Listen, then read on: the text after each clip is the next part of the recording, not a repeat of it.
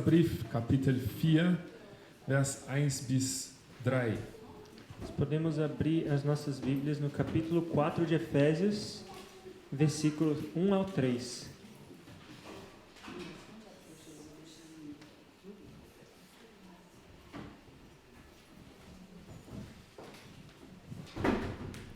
Epheser 4, 1 bis 3.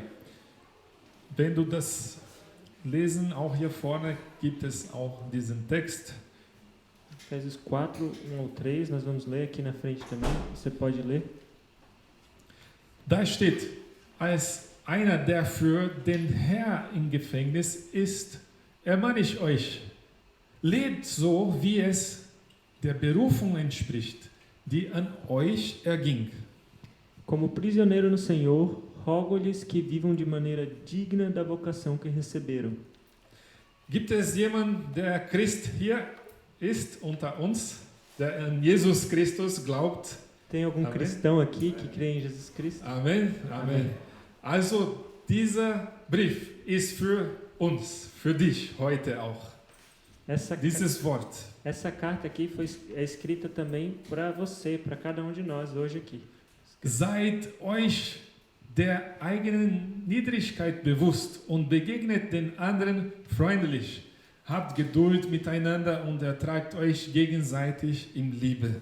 Sejam completamente humildes e dóceis e sejam pacientes, suportando uns aos outros com amor. Und in Vers 3, bemüht euch sehr darum, die Einheit, die der Geist Gottes gewirkt hat, im Verbund des Friedens zu bewahren. Versículo 3. Façam todo o esforço para conservar a unidade do Espírito pelo vínculo da paz. Amen. Amém? Herr, wir danken dir für dein Wort. Senhor, nós te agradecemos pela tua palavra. Dein Wort ist lebendig. A tua palavra é Dein viva. Wort hat Kraft. Tua palavra tem poder. Dein Wort bringt, Herr, uns zu deinem Wille. A tua palavra nos traz a tua vontade. Herr, befähige uns durch dein Wort. Capacita-nos, Senhor, através da tua palavra. Wir sind deine Gemeinde Nós somos tua igreja. und wir wollen dein Licht strahlen, Herr. Nós queremos refletir a tua luz. Im Namen Jesu beten wir. Em nome de Jesus nós oramos. Amen. Amém. Amen. Wir lesen hier gerade über Einheit. Nós estamos lendo agora sobre unidade. Und wir möchten als Gemeinde stärker werden. Amen. In diesem Jahr. Nós queremos Stärker. nos tornar mais fortes esse ano como igreja. Geistlich stärker.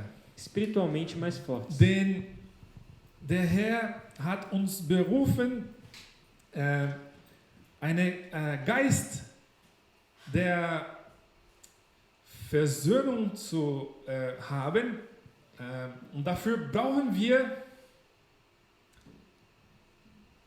Porque Deus Entschuldigung, ja, mir fehlt dieses eine Wort. Nicht Versöhnung, sondern ein Geist der corajoso, não é a palavra corajosa, mas mutig. Ein Geist, der mutig ist. Entschuldigung, jetzt warte. Ein Geist, der, also O Senhor nos chamou para ter espírito de coragem. Genau. Und hier spricht der Apostel Paulus zu dieser Gemeinde über diese Aufgabe, die wir haben, diese Einheit zu bewahren in der Gemeinde. E aqui o apóstolo Paulo fala sobre essa responsabilidade que nós temos de manter a unidade na igreja. Und wir wissen ja, die Bibel beschreibt die Gemeinde als der Leib Jesu. Vocês sabem que a Bíblia descreve a igreja como o corpo de Cristo. Amen. Amém? Und wir haben also die Aufgabe, der Leib Christi gesund zu bewahren. Nós temos a responsabilidade de manter o corpo de Cristo saudável. Amen. Das ist meine und deine Aufgabe. Essa é a minha e a sua tarefa. Du hast vielleicht für dieses Jahr den Vorsatz gehabt, gesunder zu sein, dein Körper gesunder zu bewahren. Talvez você tenha feito uma resolução esse ano de tentar manter o seu corpo físico mais saudável. Und wisst ihr, die Bibel spricht darüber, dass wir auch den Geist, also den Leib Christi, in Einheit, also gesund bewahren sollen. Mas a Bíblia aqui está falando que nós também devemos manter o corpo de Cristo em unidade, ou seja, mais saudável. Amen. Und das ist ein Thema, was wir uns beschäftigen werden, über den Leib Christi, über die Gemeinde. E esse é um assunto que nós vamos nos concentrar sobre o corpo de Cristo, a igreja. Paulus schreibt auch in Kolosserbrief, Kapitel 1, Vers 17, Paulo também escreve na carta aos Colossenses, capítulo 1, versículo 17. steht über allen und alles besteht durch ihn. Ele é antes de todas as coisas e nele tudo subsiste. Gott ist der Schöpfer Deus aller é Dinge. o Criador de todas as coisas. Und dieses Wort hier besteht, also das alles besteht durch ihn. Es ist interessant, dass im originalen Text bedeutet in Einheit bewahren. E essa palavra aqui, traduzida como subsiste, nele tudo subsiste, quando a gente olha a palavra original, ela também pode significar manter em unidade. Also der Wille Gottes war seit immer oder seine Existenz oder seine Essenz ist diese Einheit. Essa unidade, ela faz parte da essência de Deus. Und Gott erschuf das Universum, Deus, ele criou todo o universo. erschuf mich, dich, Ele criou a mim e você. und hat also durch sein Wort das geschaffen, also alles, was wir sehen können in dieser Welt, in dieser Erde oder in diesem Himmel, ne? Die Sterne, die Planeten. E Deus criou através da sua palavra todas as coisas que podemos ver no terra e no céu. Und hat mich und dich geschaffen. Die Bibel sagt sogar, hat mit seinen Händen geformt. Also wir wurden geformt von Gott. E ele também criou a mim e você. A Bíblia chega a falar que ele nos formou com suas mãos. Nós fomos formados por Deus. Und das ist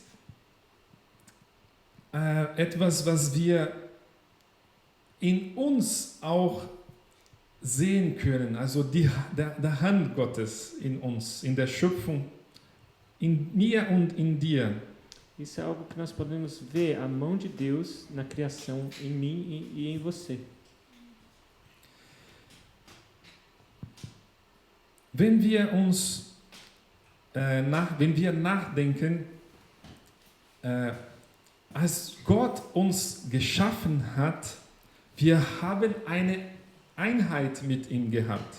E quando nós meditamos sobre isso, quando Deus nos criou, nós tínhamos uma unidade com Ele. Also der Mann, die Frau wurden da im Garten gestellt, also sie haben Gemeinschaft mit Gott. O homem e a mulher foram colocados naquele jardim e eles tinham comunhão com Deus. Aber durch die Sünde kam dann diese Trennung von Gott. Mas através do pecado aconteceu essa separação entre o homem e Deus. Und es kann man vielleicht so ein Bild erschaffen, auch von uns heute,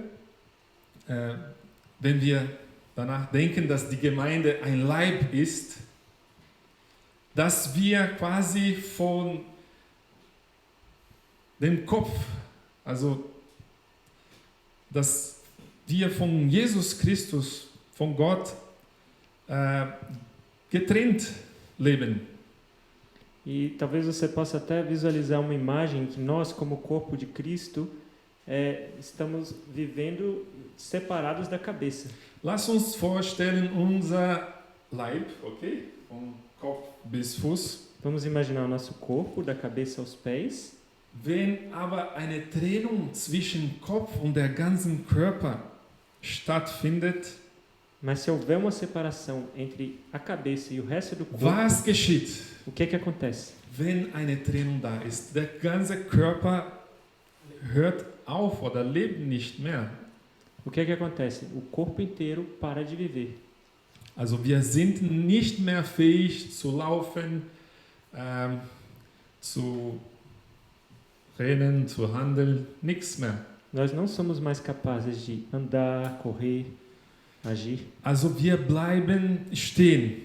Nós ficamos parados. Und die Bibel sagt uns, wenn wir nicht in Einheit mit Jesus leben, dass der Kopf ist, E a Bíblia fala exatamente que se não estamos em unidade com Jesus, que é a cabeça, sind wir kaputt, nós estamos sind wir, quebrados. also mit anderen Worten, sind wir im Zentrum, also unser Ego ist im Zentrum, nicht mehr der Wille Gottes oder nicht mehr, was Jesus gefällt. E nós nos tornamos o centro, não mais a vontade de Deus, não mais o que o agrada. Es gibt eine Recherche, die von einigen Wissenschaftlern gemacht worden ist. Das ist sehr interessant. Há uma pesquisa científica muito interessante. Eine von den Wissenschaftlern sogar ist eine Brasilianerin. E desses cientistas envolvidos na pesquisa é uma brasileira. Und die haben eine Therapie, eine Art von Therapie erfunden für diese Verletzungen von den, das ist jetzt die Frage, kann jemand gucken, wie das heißt auf Deutsch, Medulla. Vielleicht in Google. E é uma pesquisa direcionada a pessoas que tiveram aqui problema na medula. Also, sie haben Knochenmark. Genau. Knochenmark. So, in eine Verletzung im Knochenmark. So, diese Wissenschaftler haben etwas erfunden durch Molekülen von Laminin, heißt sie. E pessoas que tiveram um machucado ou um tipo de lesão na medula óssea, eles fizeram um tratamento que envolve células de Laminina auf Portugiesisch. Laminina. Ja. Und Laminin ist eine Protein. Laminina é uma proteína. Und diese Protein, es macht, dass der Leib, dass unser Körper in Einheit bleibt, zusammen bleibt. E essa proteína, ela nos leva a que o nosso corpo fique em unidade, ele acabe se juntando. Ohne diese Laminin, das ist so wie ein Klebstoff. Essa laminina age como uma cola. Ohne diese Klebstoff würde zum Beispiel unsere Zellen sich verteilen. Sem essa cola, as nossas células iriam se separar. Okay? Und sie haben das durch 25 Jahre jetzt probiert, um zu sehen, ob das klappt. E essa pesquisa já vem durando 25 anos. Und es besteht die Möglichkeit, dass durch dieses sozusagen Medikament Menschen geheilt werden von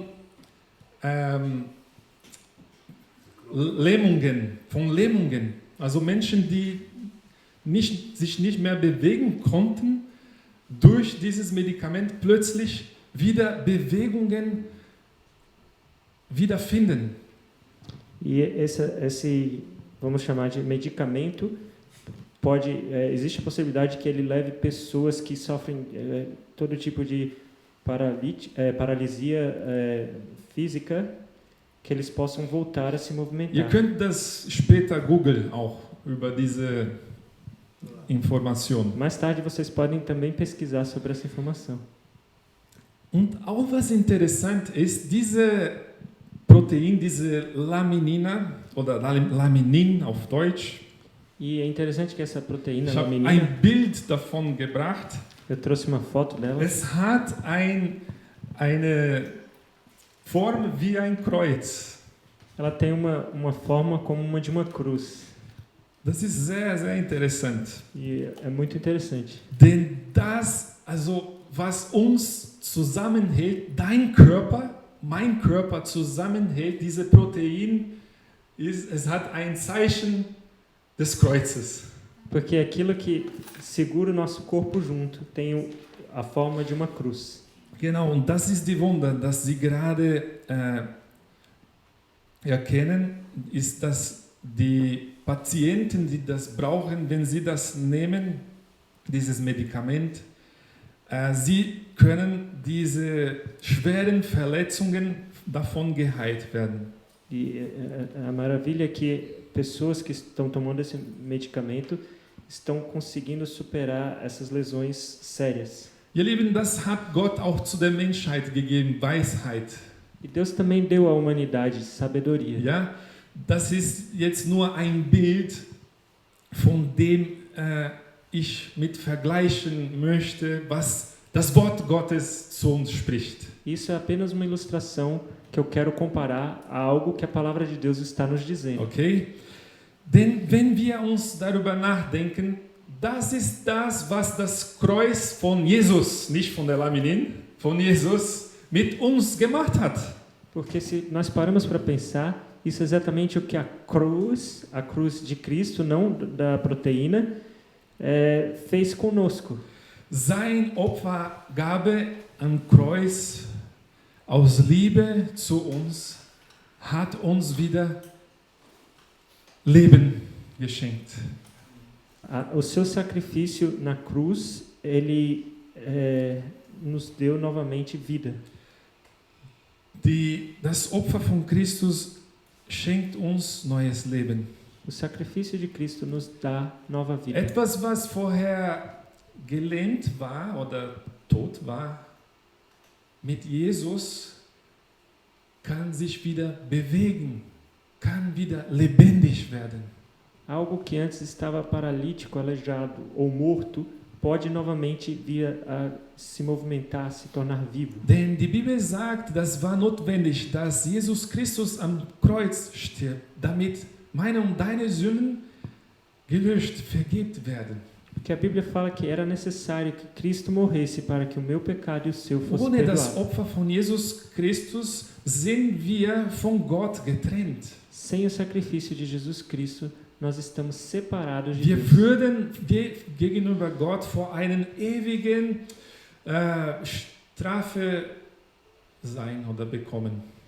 Diante de Deus, nós iríamos sofrer uma punição eterna. Es ist eine Rechnung gegenüber Gott, was wir nicht bezahlen können. E era uma conta diante de Deus que nunca Aber poderíamos Gott pagar. hat selbst seinen einzigen Sohn geschickt, Mas Deus enviou seu único damit filho diese Rechnung bezahlt ist. para que essa conta fosse paga. Und damit dann jeder, der an dieses Opfer glaubt von Jesus Christus, neues Leben bekommt. Para todo aquele que crê nesse sacrifício de Jesus Cristo receba uma nova Und nicht vida. nur ein neues Leben, das endet, sondern ein neues Leben für die Ewigkeit. E não apenas uma vida nova que terminará novamente, mas uma nova vida por toda a eternidade. Also Gott, hat uns, die Bibel sagt, von ein Leben ohne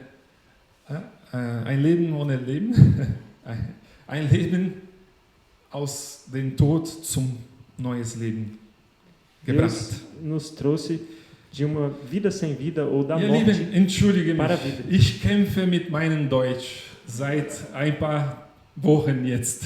Aber ich hoffe, ihr versteht ein bisschen davon. Queridos, me desculpe, eu estou lutando com o meu alemão há algumas semanas, mas espero que vocês me entendam. Es ist wichtig, dass wir das verstehen, was Jesus für uns getan hat. É importante que vocês entendam que Jesus fez por nós. Und als er am Kreuz gestorben ist, hat er gesagt, es ist vollbracht. E quando ele fez o que fez na cruz, ele disse, está consumado. Jesus hat das Opfer getan, oder für eins und allemal. Jesus fez aquele sacrifício na cruz de uma vez por todas. Also das Leben, was wir durch Jesus bekommen, ist nicht also jetzt, was wir bezahlen müssen oder etwas machen müssen. Es ist vorhanden, einfach durch den Glauben.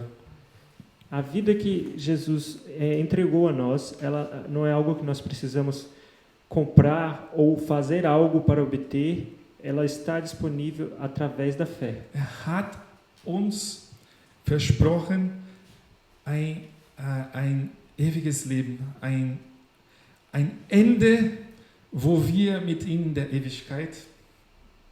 Ele nos prometeu uma vida eterna, um fim onde iremos com ele na eternidade. Ein Ort, wo keine Tod mehr gibt, wo kein Tränen mehr gibt, kein Krieg, wo keine Schmerzen mehr gibt. Há um lugar onde não haverá mais dor, ou separação, ou morte, ou guerra. Und deswegen, als Jesus hier auf diese Erde gekommen ist, por isso, quando Jesus veio a esse mundo, als Jesus die gute Nachricht des Evangeliums gepredigt hat, quando ele pregou as boas novas do über Evangelho, den Königreich Gottes, sobre o reino de Deus, sind Blinde wieder zu sehen, oder sind Blinde wieder geheilt oder sind geheilt. Sie könnten wieder sehen. Cegos passaram a ver. Die, wie gesagt, Gelähmten konnten wieder laufen. Os paralíticos, coxos, eles puderam novamente andar. Der sogar gestorben ist, wurde wieder lebendig. Até mesmo mortos foram trazidos de volta à vida. Das sind Zeichen und Wunder, die geschehen sind. São sinais e maravilhas que ocorreram. Und das uns zu der Ewigkeit zeigt von einem Leben, der komplett wiederhergestellt ist. E nos aponta para uma eternidade onde há uma vida que foi Für completamente restaurada. diejenigen, die in Jesus Christus sind. Para aquele que está em Jesus Cristo. Also, das bedeutet, das Kreuz von Jesus, es ist nicht nur ein Symbol der Vergebung. Por isso, a cruz de Cristo ele não é apenas um símbolo de perdão, Aber es ist auch ein Zeichen oder es ist auch ein Klebstoff, damit wir als Gemeinde, der Leib Jesu, wiederhergestellt werden können. Mas também é um sinal ou é uma cola. Wer versteht mich? Wer versteht mich? Wer versteht mich hier? Uma cola para que nós, como igreja, possamos também ser restaurados. Ihr Lieben, durch das Kreuz können wir Kraft finden, Einheit zu leben in der Gemeinde. Através da cruz, nós podemos encontrar força para vivermos a unidade. Etwas, was uns früher von Gott getrennt haben, das Kreuz von Jesus hat du und ich wieder zu Gott gebracht. Algo que Ein Klebstoff ist da. Que antes essa separação que havia entre o homem e Deus, a cruz trouxe essa unidade novamente. Und nicht nur zu Gott, e não apenas com Deus, zu deinen Geschwistern, zu deinen Bruder und Schwester, zu der Gemeinde. Para os seus irmãos, seu irmão e sua irmã aqui na igreja. Das Kreuz von Jesus klebt uns. A cruz de Cristo nos gruda. Was uns früher oder mag uns zu trennen, wenn das Kreuz von Jesus dazwischen steht, es ist ein Klebstoff, das uns in Einheit bringt. aquilo que antes nos separava, quando a cruz de Cristo está entre nós, é uma cola que nos traz novamente juntos. Deswegen, wenn wir zum Kreuz schauen, schauen wir nach der Vergebung zu Gott, aber auch Por isso, quando nós olhamos para a cruz, nós olhamos para o perdão de Deus. Não tem cruz. Ele estava olhando. in Olhamos para o Epheser, perdão também, mas também Epheser Kapitel 2, Vers 14 und 16 steht: em Efésios capítulo 2, versículos 14 a 16, steht, dass denn er selbst ist unser Friede, er, der aus beiden eine Einheit gemacht und durch sein körperliches Sterben die Mauer der Feindschaft niedergebrochen hat. pois ele é a nossa paz, o qual de ambos fez um e destruiu a barreira, o muro de inimizade. Dadurch hat er das Gesetz mit seinen Vorschriften und Geboten beseitigt, um zwischen Juden und Nichtjuden Frieden zu stiften. Ja, um die beiden in seiner Person zu dem einen neuen Menschen zu formen. Anulando em seu corpo a lei dos mandamentos expressa em ordenanças. O objetivo dele era criar em si mesmo dos dois um novo homem, fazendo a paz. Das ist das Kreuz von Jesu, der uns in Einheit behaltet. E essa é a cruz de Cristo, que nos mantém em unidade. Es ist das Kreuz von Jesus, der uns mit unserem Vater im Himmel in Einheit bewahrt. É a cruz de Cristo que nos une ao nosso Pai Celestial. Deswegen, ihr Lieben, wenn wir diese Verstärkung im Glaube haben möchten in diesem Jahr, lasst uns das verstehen. Por isso, se nós queremos experimentar esse fortalecimento nesse ano, devemos compreender isso. Du bist nicht hier in dieser Gemeinde, weil jemand, der neben dir sitzt, gefällt das gleiche politischen Partei zum Beispiel. Você não está sentado aqui nessa igreja porque alguém sentado perto de você gosta do mesmo partido político. Oder du bist nicht in dieser Gemeinde, weil die Person, der neben dir sitzt, die gleiche Mannschaft oder für die gleiche Fußballmannschaft ist. Você também não está aqui nessa igreja porque a pessoa sentada ao seu lado torce para o mesmo time de futebol. Oder du bist nicht hier in dieser Gemeinde, weil Menschen dieser Gemeinde dieselben Hobbys von dir hat. Você também não está aqui nessa igreja porque pessoas nessa igreja têm os mesmos hobbies que você. Du bist nicht hier in dieser Gemeinde, weil du Menschen hier findest, der im selben Alter von dir bist. Você também não está aqui nessa igreja porque você encontra aqui pessoas que têm a mesma idade que você.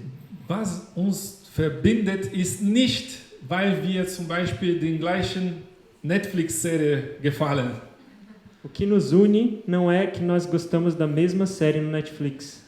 Es ist nicht, weil du denselben Videogame, ne, für die Jugend, die das spielen mögen.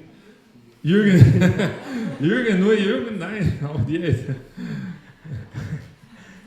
Você não está aqui porque encontra pessoas que jogam o mesmo jogo de videogame que você, os jovens.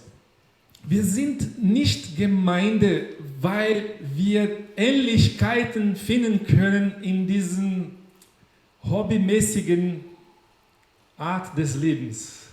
Nós não somos igreja porque encontramos coisas em comuns, hobbies em comuns. Versteht ihr das? Vocês entendem isso? Die Gemeinde ist ein Ort, wo du in denselben Stühlen sitzen sehen Menschen, die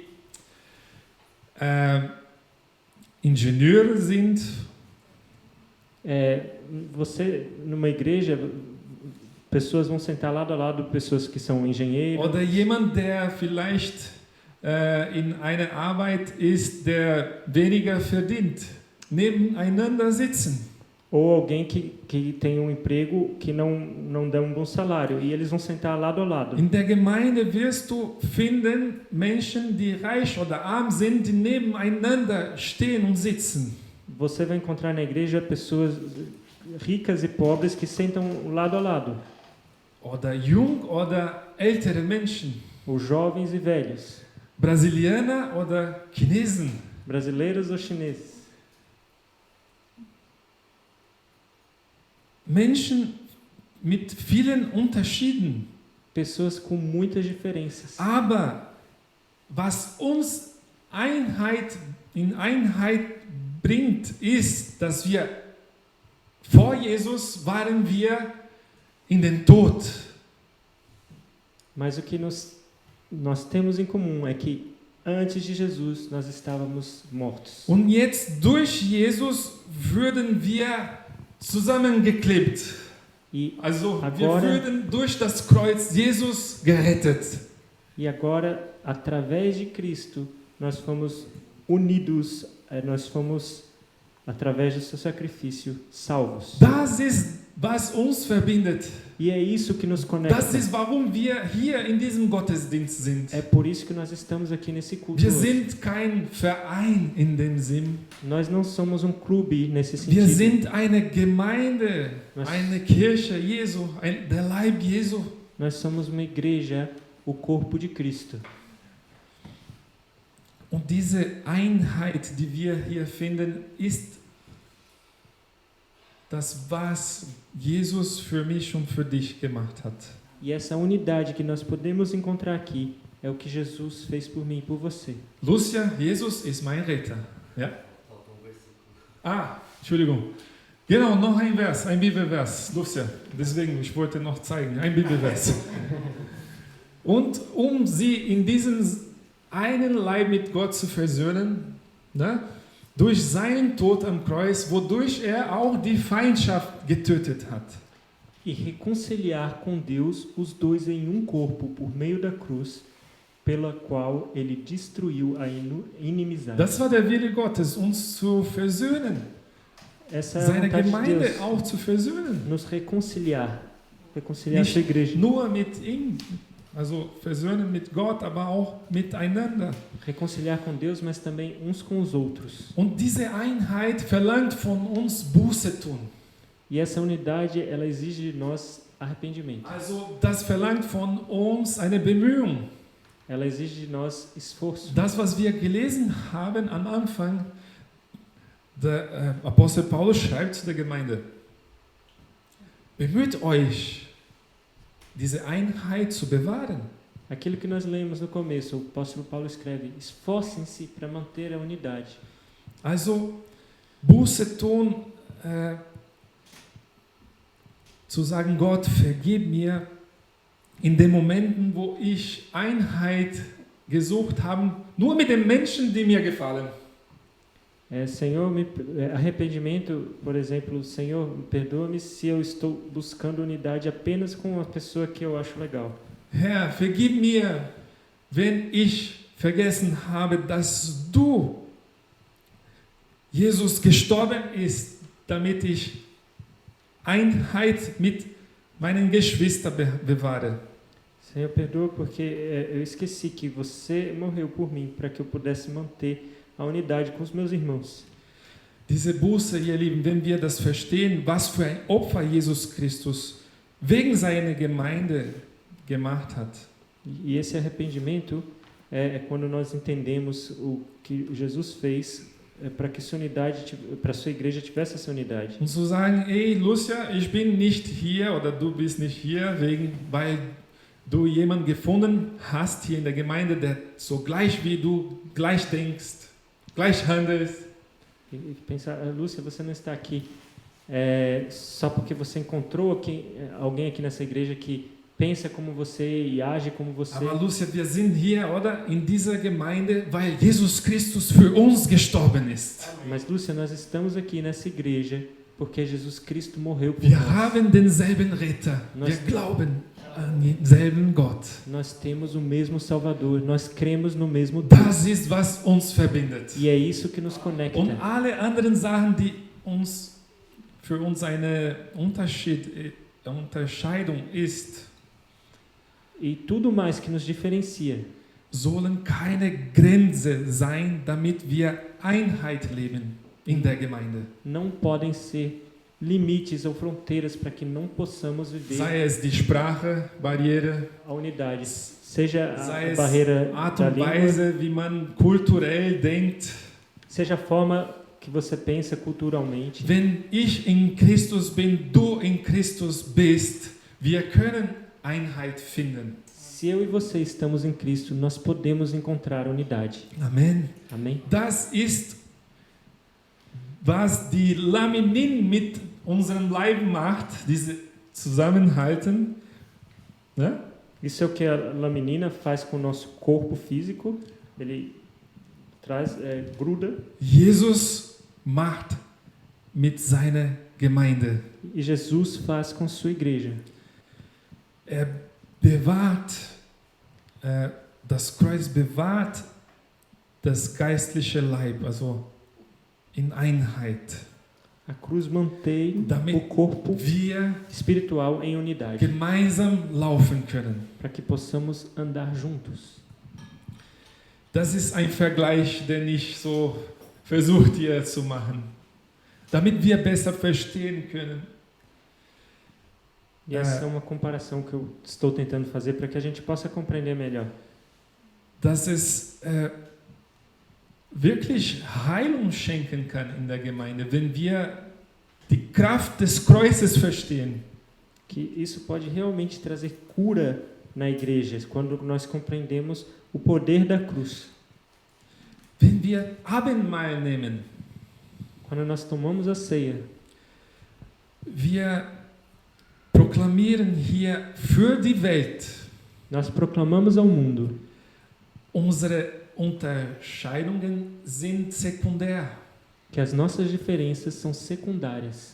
Was uns am Stehen hält, O que nos mantém de pé, was uns in Bewegung bringt, que nos mantém em movimento, was uns Kraft schenkt, nicht aufzugeben, que nos dá força para não desistir. ist eine Sache.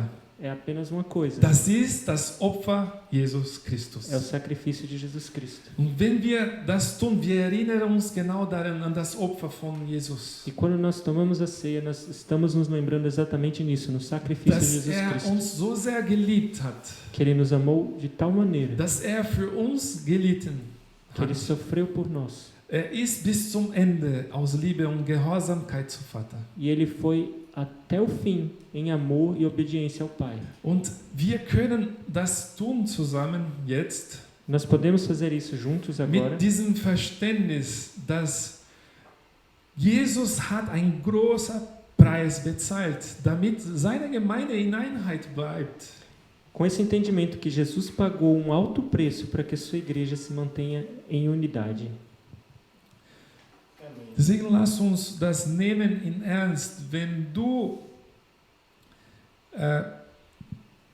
das gerade nicht erlebst in deiner Gemeinde, hier in deiner Gemeinde, du kannst um Vergebung bitten. E por isso nós devemos levar isso a sério. E se você não está vivenciando isso aqui na sua igreja, você pode também pedir perdão. Die Bibel sagt, dass dieser Moment von Abendmahl war ein Moment der Gemeinschaft. A Bíblia fala que esse momento da ceia era um momento de comunhão. Es war sogar eine Ermahnung dafür, diese Gemeinde in Korinth, Havia até uma advertência para a igreja em Coríntios, dass sie füreinander warten sollten, um das Mahl zusammen zu essen, in Erinnerung zu das, was Jesus getan hat. que eles esperassem uns aos outros, uma advertência para que a igreja de Corinto esperasse uns aos outros, em lembrança ao que Jesus fez por eles. dass sie nicht ein Mal der eigene Selbstbefriedigung nehmen würden, zum Beispiel, Para que não fosse um momento de satisfação pessoal, aber ein Moment, wo sie dieses Abendmahl widmen würden an Jesus. mas fosse um momento que eles tomassem essa ceia para Cristo. Wenn ihr Hunger habt, ne, schreibt auch Paulus, esst zu Hause. E Paulo fala, se você está com fome, come em casa. Das ist nicht, um satt zu werden, um deinen Hunger zu sättigen. Esse momento não é para satisfazer a sua fome. Es ist ein Moment, wo wir uns mit dem Blut Jesus Christus zu tun haben. É um momento que temos algo relacionado ao sangue de Dieses Cristo. Kelch erinnert uns an das Blut Jesus, das vergossen wurde. Esse cálice aqui, ele nos lembra do sangue de Jesus que foi derramado. Ist gestorben für seine Gemeinde, hat seine Gemeinde so sehr geliebt. Ele morreu pela sua igreja, ele amou tanto a sua igreja. Also erinnert ihr euch daran. Lembre-se disso. Es ist Vergebung durch das Blut Jesu. Perdão Für através do sangue de dich und für Jesus. mich da. Por mim e por você. Also empfang das, Então receba isso. denn ihr sollt das auch weitergeben. Porque você também deve passar isso também aos outros. Herr, vergib du uns, wie auch wir vergeben unseren Schuldigen. Senhor, perdoa os nossos pecados assim como perdoamos os nossos devedores. Ihr Lieben, lass uns das zusammen machen, indem du das vor Gott um Vergebung bittest, Vergebung empfangst. Queridos, vamos fazer isso junto, que você diante de Deus pode pedir perdão a Deus e receber Ich weiß perdão. jetzt nicht, auf welchem Bereich deines Lebens du mit Sünden kämpfst. Eu não sei em que área da sua vida você está lutando contra o pecado, Aber Gott weiß es und die Bibel sagt, das ist ein Moment, wo jeder für sich auch mit Gott das vor ihn bringen kann. mas Deus sabe, e a Bíblia fala que esse é um momento que cada um, por si mesmo, pode levar isso a Deus. Jeder soll sich selbst erforschen oder Cada um deve se autoexaminar. deswegen lass uns das tun. Wir werden du kannst das Brot nehmen, den Kelch nehmen. Por isso vamos fazer isso. Você pode pegar o pão Wenn e o copinho. Wenn du daran glaubst, dass Jesus Christus gestorben ist für deine Sünden und er ist der Einzige, der Retter deines Lebens ist. Se você crê que Jesus morreu pelos seus pecados, Ele é o único que é o Salvador da sua vida. Lass uns das zusammen machen, indem du den Kelch und Brot nimmst. Vamos fazer isso no momento em que você também pega um pão e um copo. Genau, ich lade dich ein, indem wir können vielleicht noch ein Lied singen.